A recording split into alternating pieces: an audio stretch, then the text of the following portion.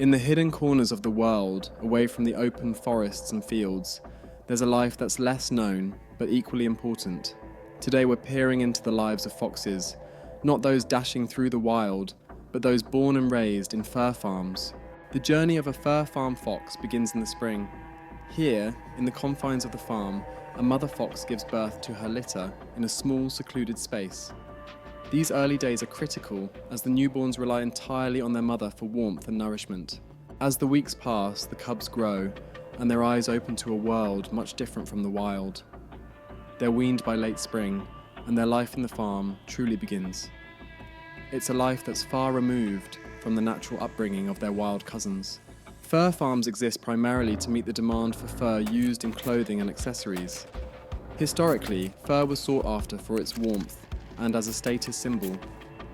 Today, despite growing ethical concerns, fur farms continue to operate, often citing tradition and economic reasons. These young foxes know only the world of the farm, where their natural instincts are curbed. They can't roam, hunt, or play as they would in the wild. Instead, they're confined to cages, with life's milestones marked by human schedules, not nature's rhythms. As spring turns to summer, the young foxes in fur farms begin to grow. They're no longer the tiny cubs that relied on their mother's care. Now, they face the world from within their cages, a world that's vastly different from the wild forests where their species thrived. These growing foxes experience life through the bars of their cages. They learn about their surroundings not by exploring vast territories, but by observing the movements around them. Their natural behaviours, like foraging and socialising, are restricted by the confines of the farm. Fur farms operate with one main goal: to produce fur. This singular focus often overlooks the well-being of the foxes. As a result, many of these intelligent animals develop health issues and display signs of stress due to their unnatural living conditions. By the time autumn arrives, the foxes are fully grown. They've reached the size they'll be when their fur is harvested. It's a stark reminder of the cycle of fur farming, where the value of a fox is measured by its pelt rather than its quality of life. The existence of fur farms is rooted in the demand for fur products. Despite the rise of ethical concerns and alternatives, these farms persist, often justified by tradition or economic benefit.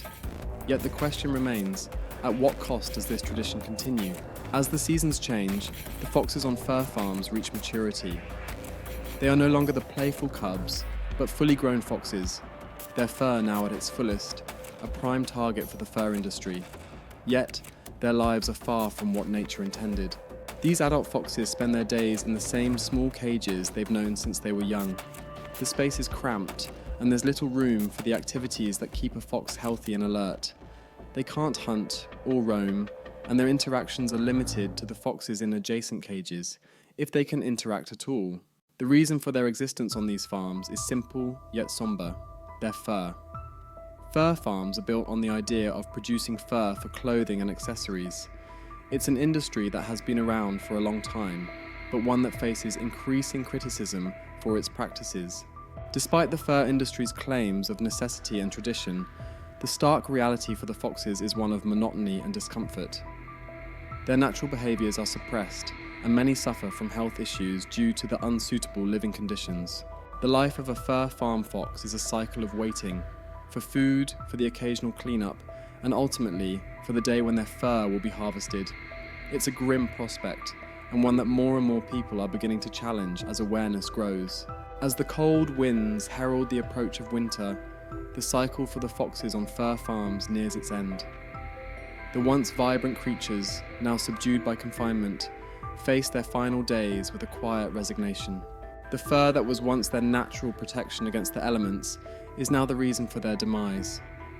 The process is efficient, clinical, and devoid of compassion, a stark contrast to the life these foxes would have led in the wild. But the tides are turning. A growing chorus of voices is rising, advocating for the end of fur farming. They speak for those who cannot, demanding change and a return to ethical treatment of all creatures. This movement is not just a fleeting sentiment. It is a powerful force, driven by compassion and the recognition of the intrinsic value of all life. It challenges us to question our choices and the impact they have on the living beings around us. As we close this chapter on the lives of foxes in fur farms, we are reminded of the power of awareness and action. The future can be brighter for these animals, and it starts with the choices we make today. Thank you for joining us on this journey through the lives of foxes. May their story inspire us to create a kinder, more compassionate world for all. Subscribe for more interesting videos about animals, and make sure to donate to animal shelters if you want to help. The SaveAFox Rescue is currently working on saving 500 foxes from fur farms, so I will leave a link to their fundraiser in the description if you wish to help them save those hundreds of innocent animals that are currently stuck in small cages. Have a nice day.